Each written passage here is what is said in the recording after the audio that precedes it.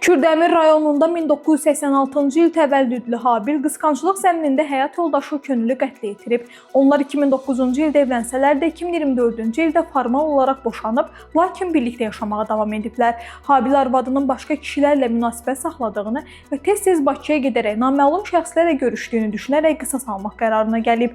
28 iyun 2025-ci ildə saat 19 radələrində o yetkinlik yaşına çatmayan qızını evdən göndərib. Mətbəxdən bıçaq götürərək yataq otağında çarpayda uzanmış arvadına ardıcıl zərbələr vurub. Qadın aldığı xəsarətlərdən ölüb. Habil Cinayət Məcəlləsinin 120.1-ci qəsdən adam öldürmə maddəsi ilə ittiham olunub və məhkəmədə özünü təqsirli bilib. O bildirib ki, hadisədən sonra 102 xidmətinə zəng edərək arvadını öldürdüyünü deyib. Hadisə zamanı uşaqları evdə olmayıb. Mərhumun atası Mehdi bildirib ki, qızı əvvəllər başqa kişi ilə Bakıda 4-5 gün yaşamış, sonradan Habil onu polis vasitəsilə evə qaytarmışdı.